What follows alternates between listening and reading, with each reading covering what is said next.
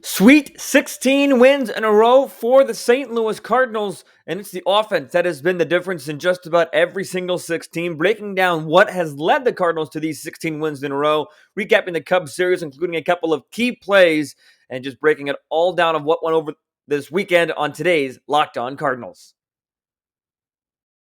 You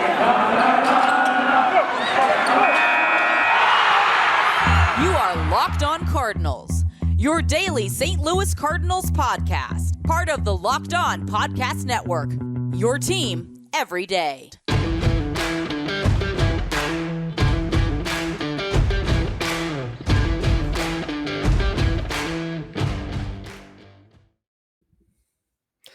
Hello and welcome into Locked On Cardinals. I am Lucas Smith, host of the show. Thanks for tuning in today and making Locked On Cardinals your first listen every single day, Monday to Friday.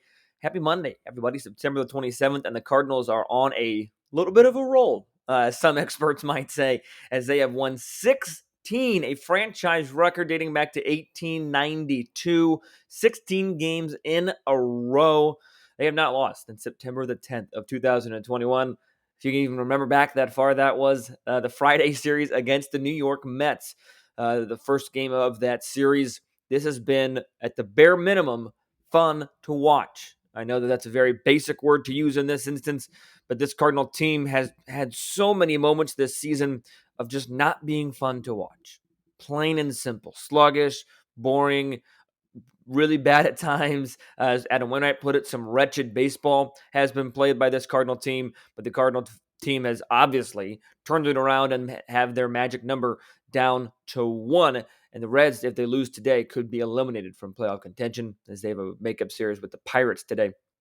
But nevertheless, Cardinals sit in firm, like I mentioned, obviously firm control of the National League wild card race, that second wild card spot. The Brewers did clinch yesterday. So the National League Central is officially out the window, but the Cardinals have a really good shot now at a 90-win season. They have 6 games left, 3 against the Brewers, who I mentioned just clinched, and then 3 against the Cubs, who have not been playing very good baseball pretty much since June or July, maybe even May, if you want to go back that far. But we're going to talk about the offense on today's show, recap what went down over the weekend. It's going to be a good one because the offense has been the main difference in this winning streak for the St. Louis Cardinals. Beyond the winning streak, let's just look at how the offense has progressed for the St. Louis Cardinals month by month. In May, you had a slash line of 225, 298, and 388. They just weren't getting on base. That's in 26 games. They had 33 home runs, 106 runs driven in as a team in the first month of the season. And then you also had a really bad June. So you had the benchmark set in April or March. And then you had June where you had a slash line of 217, 290, 336. All of those are lows for the season. In 27 games, you had just 19 home runs and 86 runs driven in. OPS plus that month was 74. And just for a benchmark, obviously, or just so you know, OPS plus average is 100. Fast forward to even August. July was a little bit of a turnaround, but let's go to August. You had a 262, 341, 428 slash line, a 769 OPS plus of 113. All very solid numbers, but they were still kind of treading water a little bit in the month of August. You go to September, where the Cardinals are now 20-6 in 26 games with 6 games remaining on the schedule. And when they break it up by month, they go September/October. So you still have a good amount to go. And the Cardinals already have a high batting average, 268 high for the year when you break it down by month. On base is the second highest at 322. Slugging is the highest at 489. That's an OPS of 811. OPS plus total for the team, 122. They're slugging 489 as a team in the month of September. Unheard of. The offense has been the absolute difference maker on this streak. It's not super obvious, or it is super obvious to some people. But it's just one of those things that has been just such a complete 180 turnaround by so many different players. Harrison Bader had a phenomenal July, a really bad August. He's turned it around. Tommy Edman, who's had a couple of slumps this year, has turned it around. Dylan Carlson has had his ebbs and flows as well. You have the current MV3, talk about that in just a moment, of Nolan Arenado, Tyler O'Neill, and Paul Goldschmidt, just having an ungodly second half of the season. Tyler O'Neill has the most home runs as a Cardinal in the month of September. Franchise record. Talk about that as well in a moment. And yet the Cardinals continue to win because of this offense. Look at the total runs scored when you break it down by month. The record before this was August, 93 or 122 runs scored. Scored 122 runs in 26 games in the month of August. Like I mentioned, the Cardinals have already played 26 games here in the month of September, and they have scored 148 runs. Cardinals didn't even score 100 runs in the month of June or July, and they have already scored 148 runs with 6 games remaining. This offense is on a completely different level. It's the offense's world, and we are simply just living in it, hoping to survive. Other pitching staffs are just hoping to survive at this point. You look up and down this lineup. You have so many guys having solid to career type years. Let's just go down the lineup. You have Tommy Edman at the top. Yeah, he only got a 263 batting average, a 308 on base, but a 386 slugging. It leads the league with 41 doubles on the season. Stolen 28 bags, which is the highest since 2004, when Tony Womack had 26. That's the thing. I didn't even realize that he had 28 home runs. And then you go to the corners, or one of the corners, I should say, and Paul Goldschmidt. 294 batting average, 366 on base, 517 slugging. You heard that right. Paul Goldschmidt is slugging at a 517 clip for the season, mostly due to his unbelievable second half, especially in the month of August. July, August is when he really turns it on. That 517 slugging is his highest since all the way back in 2018. It would be his highest as a Cardinal since he was a Cardinal in 2019. The Cardinals might not have 3 in the top 5 of the MVP voting, but they sure as well are probably going to have 3 in the top 23 getting votes in O'Neill, Goldschmidt, and Arenado. Let's look at the other 2 in that list. We'll go to Tyler O'Neill first. Just an unbelievable career year for him. 281 batting average. I know a lot of people say batting average doesn't matter, but if anybody would have told me that Tyler O'Neill was going to bat 280, I wouldn't have believed you. On base of 348, that's another thing I wouldn't have believed. Tyler O'Neill's drawing walks this season and slugging at a 544 clip. That's a really, really, really high number. I know that, but I would have believed that from Tyler O'Neill. OPS plus 145. He's got 32 home runs, 77 runs driven in, so won't have the 100 RBI season per se, but still a very, very solid career year for Tyler O'Neill. And as I mentioned earlier, he's to get a lot of home runs this month. Before Tyler O'Neill, the only players with the most home runs in September or October were 11, and that was by Mark McGwire, set at 3 different times, excuse me, in the 90s, and Tyler O'Neill has obliterated, or has caught up to Big Mac. Say what you will about Big Mac and steroids and yada, yada, yada, but Tyler O'Neill has had, if he's had a career year, he's definitely had a career month here, as he's been a big catalyst in this offense for the St. Louis Cardinals. Let's just take a look at his month. He's got 11 home runs in the month. 11 home runs. He's driven in 27. He's hitting 310 this month, slugging 690, and an on-base percentage of 364. 690 is Tyler O'Neill's slugging percentage this month. We move further down the lineup as we go to Nolan Arenado. His first year as a Cardinal. Average might not be where you want at 255. On base might not be where you want at 313. But an OPS of 808 because of a 495 slugging percentage. OPS plus 122. 33 home runs. 103 RBI. Your 2, 3, 4 hitters have 30-plus home runs. 2 of them are going to have 100-plus RBI. O'Neill's not going to have 23 RBIs in the final 3 games of the season. It's a lethal combination to go through. I'm not saying the offense is as deep 1 through 8 as the Dodgers or the Giants. This offense is not something to roll your eyes at. Even Dylan Carlson, who's not having maybe the explosion every year you might wanted, still has 15 home runs, OPS plus still a 119, and you still got a 419 slugging percentage. Pretty solid year. Yadier Molina has very, very clutch in certain moments.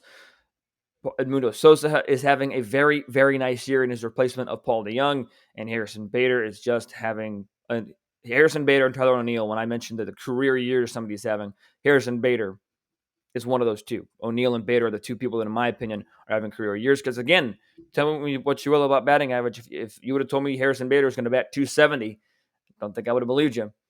270, 328 on base, 466 slugging, an OPS plus of 119, 15 home runs, 21 doubles for Bader, 8 steals, and one of the best defensive center fielders in all of baseball.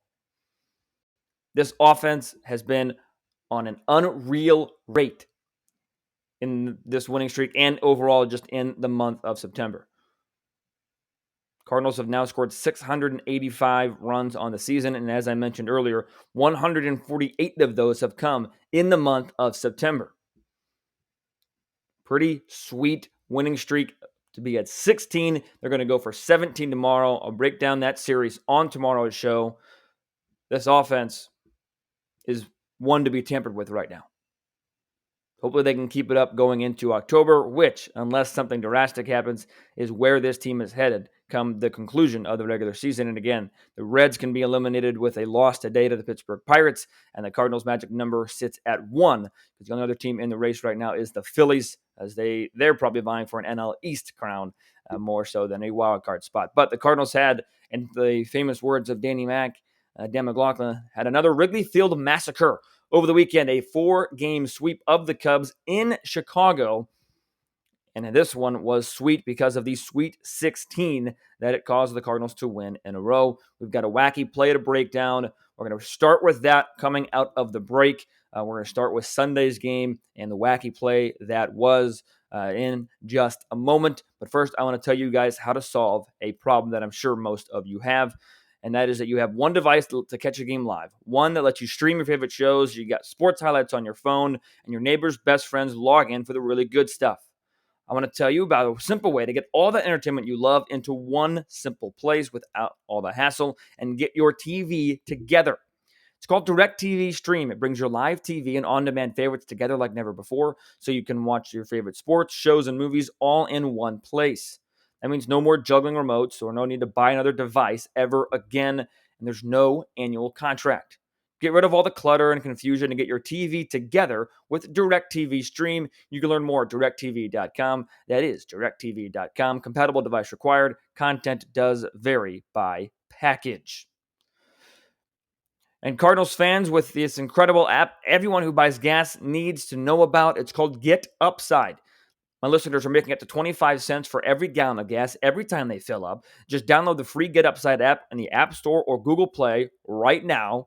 I'll give you information on how to do it, but you can go to those app stores right now and get this app. Use promo code BASEBALL and get a bonus 25 cents per gallon on your first fill up. That's up to 50 cents cash back. Don't pay full price at the pump anymore. Get cash back using GetUpside. Just download the app for free. Use promo code BASEBALL to get up to 50 cents a gallon cash back on your first fill up. Some people who drive a lot more making such as $2,000 to $3,000 a month in cash back, and there's no catch. The cash back gets added right to your account. You can cash out anytime from your bank account, PayPal, or an e-gift card for Amazon and other brands. Just download the free GetUpside app right now. Use promo code BASEBALL to get up to 50 cents a gallon back on your first tank. Once again, that is code BASEBALL on the app GetUpside. Never easy to win. The Cardinals still finding new ways to win in this winning streak. Even after 16 wins in a row, you think, this is getting a little boring. I don't know what's going on. We need to move around here. Wins can get boring. Wins never get boring, especially in baseball, because the Cardinals find new ways to win, it seems like, every other day. And they found a wacky way to win on Sunday. For those who missed it, we had an infield fly call that was kind of botched. First and second, bottom of the ninth, 1 out. Pop up on the infield. Third base umpire calls infield fly at the peak of the pop fly, which is what you're supposed to do. Ball falls because Nolan Arenado trips. That batter is automatically out. So the runners advance at their own risk. And what this means is that the runners going into the third and going into second, those are no longer force outs. They're advancing at their own risk. Therefore, it is a tag out once that infield fly has been called. So the throw to third is a force out, or is treated as a force out, but it should not have been. Throw to second is also treated as a force out, but should not have been. So the umpires, after realizing their mistake of calling those runners out on a force out, called time. But immediately, almost simultaneously, as the second base umpire calls time, Tommy Edman tags the runner out. Ortega, after he was off the base, should have been the third out of the inning. However, because time was called and no tag was applied to any runner before time had been called, the runners were called safe. So they put Ortega at second, Romine on third, and he had 2 outs with Ian Happ at the plate, who had homered the day before. Mike Shildt was livid, and he was livid for a reason. Because that was a botched play. Because it ended up being no harm, no foul, because a strikeout ended the game. However,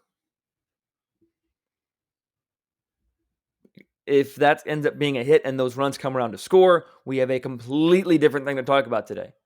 And again, the Cardinals, you could tell me, oh, the Cardinals won 15 in a row. Who cares about that? It's not about that. It's about umpires getting the play right. Umpires are humans. They're imperfect. I'm an umpire at the high school level. Imperfect. I understand that. This is where a replay comes into the replay system comes into question. Play like that, could it have been reviewed? Should it be reviewable? Questions of that nature.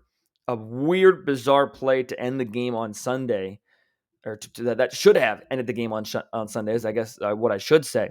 But nevertheless, the Cardinals are able to survive that and really survive a really bad offensive day. Because that was not their best showing offensively, as they win by the final score of just 4-2.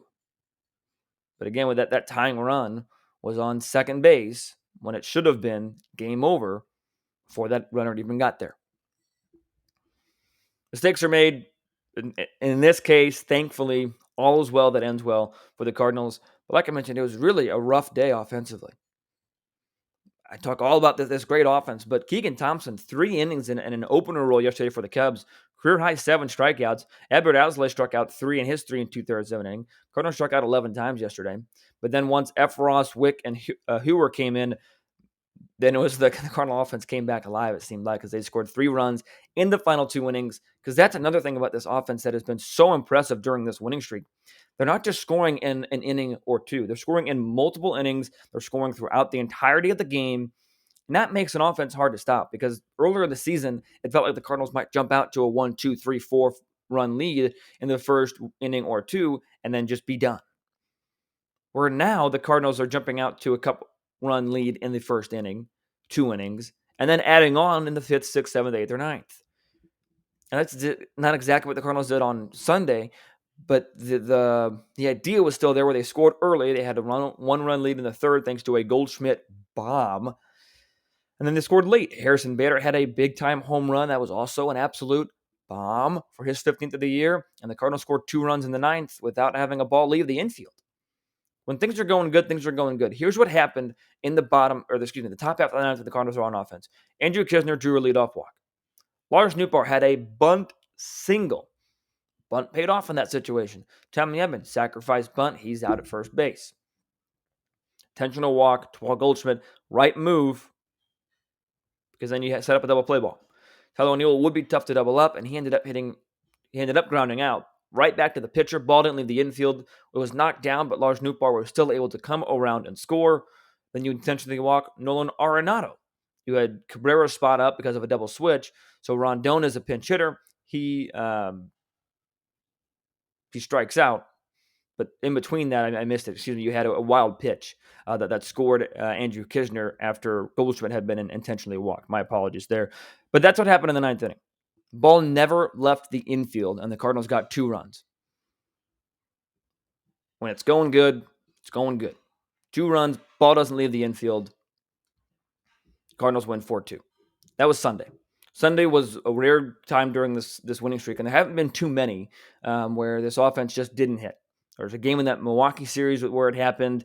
But overall, as I mentioned, the numbers that I just mentioned, during the whole month of September, the Cardinals have hit, especially during this winning streak, have the Cardinals hit. And it just didn't really happen yesterday until it happened late in the game as the Cardinals crushed the Cubs' hopes and dreams as they conclude Wrigley Field's 2021 season with a 4-game sweep because the Cubs are on the road for the rest of this week.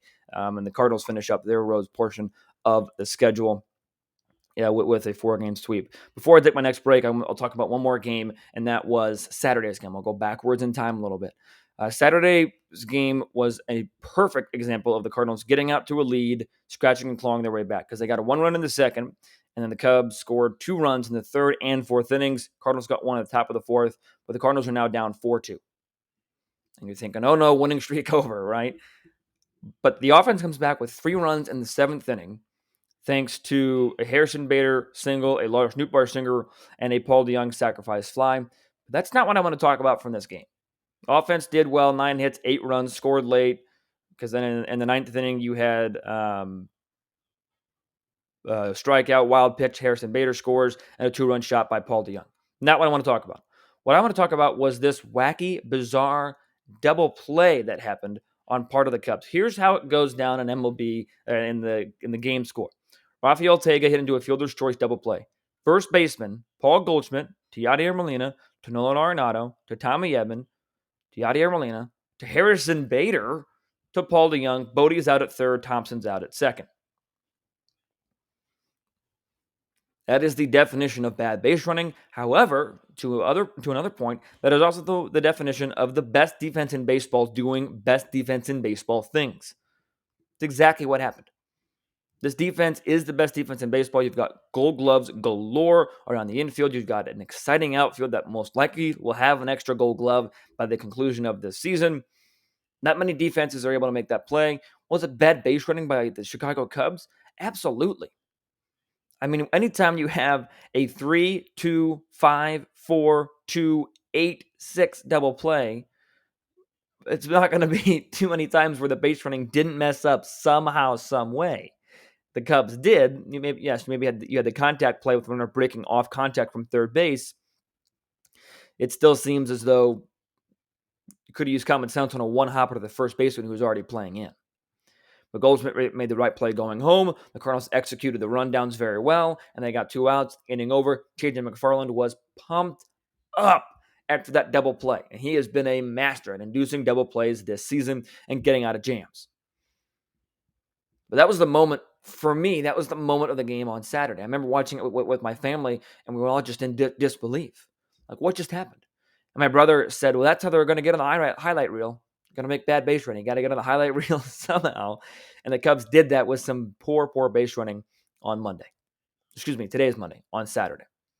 Friday is going to be a fun one to talk about because it was a doubleheader sweep. I was at the second game of that doubleheader to see the tying game in terms of that was the 14th win at that time, tied the franchise mark for wins in a row. But as we know good and well, Cardinals have since broken that mark. So we will go ahead and talk about that day, those 2 games coming up, as well as let you know what you're going to have coming up this week on Locked On Cardinals. But before I get there, I want to tell you about the best tasting protein bar on the market, and that is Built Bar. If you don't know the Built Bar flavors, you're missing out, but I'll inform you so you're not missing out anymore. Coconut, cherry barcia, raspberry, mint brownie, double chocolate, salted caramel, strawberry, orange, cookies and cream, and German chocolate, including occasional limited time flavors. You can't go wrong. There's something for everybody on this list of delicious, incredible tasting protein bars. You really can't go wrong. My favorite is double chocolate. I had one after my long shift at the Mizzou Rec Center last night because I just needed it, and it helped me, and it was delicious. All these bars are covered 100% in chocolate, but they're still healthy. 17 to 18 grams of protein, calories ranging from 130 to 180, 4 to 5 grams of sugar, 4 to 5 grams of net carbs. Amazing flavors, all tasty, all healthy. Order today. Get the double chocolate, the raspberry, the orange, whatever you like. Built Bar is also the official protein bar of the U.S. track and field team. And if you ask me, that's pretty neat in and of itself. So go to Built.com. Use promo code LOCKED15 to get 15% off of your order. So you've got incredible tasting protein bars. You got the fact that they're incredibly healthy and covered in chocolate. You're going to save money as well. 3 reasons to get the best tasting protein bar in the business. That is LOCKED15 for 15% off your order of incredible, delicious Built Bars. Friday was a day that I honestly kind of worried about. You don't usually see teams sweep doubleheaders coming off of a 4-game series on the road. I mean, in all honesty, even though the Cubs might not be the best team in baseball or that competitive, you could argue that this was a really hard week with the St. Louis Cardinals.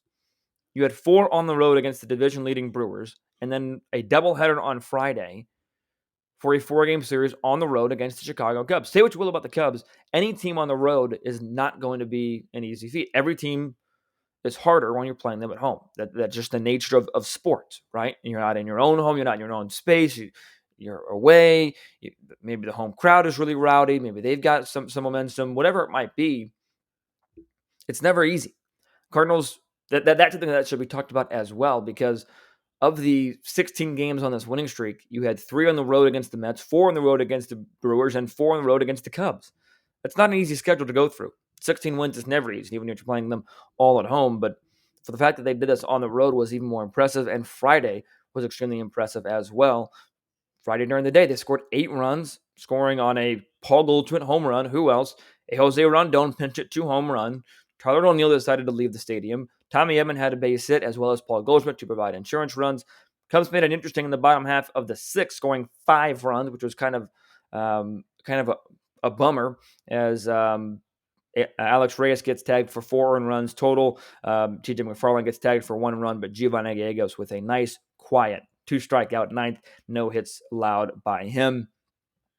But this offense showed once again its true colors and how dominant it can be up and down the lineup when everybody is clicking, because that is exactly what is happening right now. Everybody is clicking on this baseball team, on offense especially. And that's something that we haven't seen. We talked so long this season about, if only the Cardinals could get Paul Goldschmidt, Nolan Arenado hot at the right time. Well, now they've got 1 through 4 of the Cardinal lineup hot at a right time, including, or in addition to Harrison Bader. You could even argue that Edmundo Sosa is having a fine season. This offense is clicking on another level. And I want to talk a little bit more about the game Friday night, because I was there at that one. This is the first time in my life, I will admit, that I missed first pitch at a Major League Baseball game. We left my house in plenty of time. We were going to get there an hour before the game. Going to be perfect. Park, walk around for 20 minutes, go in the stadium. Traffic in Chicago is on another level. I should have known this. That's fine. We parked as first pitch was happening, so we missed the Cardinals' run scoring in the top of the first. We walked in as they were scoring their 3rd run, and then Jack Flaherty gave up a home run as I was sitting down. So I probably shouldn't have sat down. I probably should have stayed walking around, and that would have definitely had an effect on Jack Flaherty's performance. But I digress. But Flaherty said that he was missing up and he didn't like his performance, and wasn't a lot to like, as he did give up a home run in his in his first start back. But Dakota Hudson is one that you can be really happy with and really proud of, as he came in relief of Flaherty and pitched overall very well. He was tagged with 2 earned runs, but 3 2/3 of an inning, 4 hits, 2 strikeouts, looked really good, able to work out of a couple of jams. He was also aided by Genesis Cabrera getting out of one for him in a bases loaded situation. So that was really impressive to see. But Dakota Hudson could be a weapon for this Cardinals team here in the second season as we move into postseason play. Dakota Hudson has been out with Tommy John. Credit to him for him working his way back as he did. But like I said on the mailbag episode on Thursday or Friday, apologies, I forget which one that was. I would like to see Flaherty and Hudson, if neither one of them are healthy enough to go the full distance, to piggyback off one another. That would be incredible to see. And if you get Flaherty to go a little bit longer, maybe it can be super effective as it was on Friday. Offense was unbelievable. Newpark had 2 home runs. Bader, DeYoung each had a home run. 12 runs. History. Wonderful to see history. If you missed the final out from my perspective, head over to my Twitter at LJ Fastball. Tweeted it out there. But that's going to do it for today's show. Tomorrow, we're going to talk about the Milwaukee Brewers series and how that is still extremely winnable, and the Cardinals have a chance to clinch on their own terms with a win on Tuesday, since the Phillies cannot lose today, so they cannot eliminate themselves from the wild card race today. The Reds can with the loss to the Pirates. So be sure to tune back in tomorrow. I thank you for making me your first listen each and every day, Monday to Friday. Be sure to follow me on Twitter at LJ Fastball. Follow the show on Twitter and Instagram at LO_Cardinals. Email the show anytime at lockedoncards@gmail.com. DMs are open on any of the social media channels I just mentioned. But until I talk to you guys tomorrow, enjoy the winning streak, stay safe, and have a fantastic rest of your day.